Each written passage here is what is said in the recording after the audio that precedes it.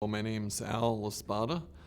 I am a distinguished professor at the University of California, Irvine, and I'm here as a funded Target ALS grant recipient. I'm the program director of a biomarker discovery project.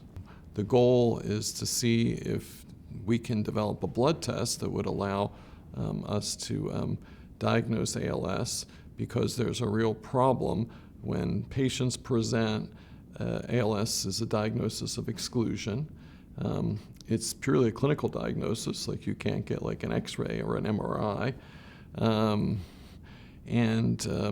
There are syndromes that mimic ALS, so sometimes it takes a year or more before you figure out whether someone has ALS or one of the so-called mimicking syndromes. So a blood test would be useful for that. We also are using this biomarker to see if we can track disease progression, to sort of differentiate those who progress more quickly from those who progress more slowly, in the hope that the biomarker could even have applicability in tracking response to drug treatments in clinical trials. It's really, in many ways, not different than any other blood test that a patient would get, except that we're using the power of genetics to tease out the signatures that are defining the ALS disease state versus the non-disease state. The difference it will make is that when you have this uncertainty over what's going on with your health, that having an answer more quickly in terms of whether you have ALS or not will make a big difference. And I'd like to envision a future where we actually have disease-modifying treatments for ALS. Then making the diagnosis as soon as possible is critical, because the earlier you institute therapy, I think we all agree in the field that the earlier you institute therapy, the response will be greater in terms of the benefit.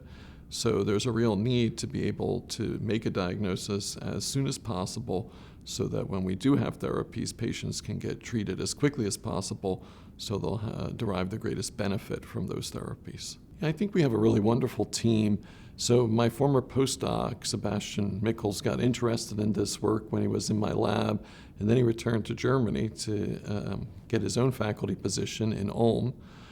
And so he's sort of leading the clinical side of the project, because there's a long tradition at his institution of studying ALS, and there's a very extensive collection of material from patients, both blood and CSF, and all sorts of information about disease progression that's been accumulated over these many years from these patients.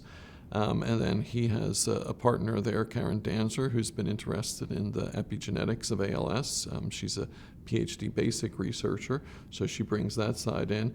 And then at UC Irvine, my collaborator is Wei Li, who developed the first cell-free DNA blood test for a different disease, for liver cancer.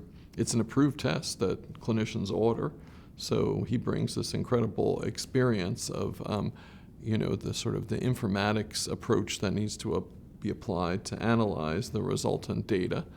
And then our partners at Twist Bioscience, have established this platform technology to do the evaluation of the epigenome through this enzymatic methyl-seq approach, which is really an incredible advance over the old way we used to do it, which is by sulfide sequencing.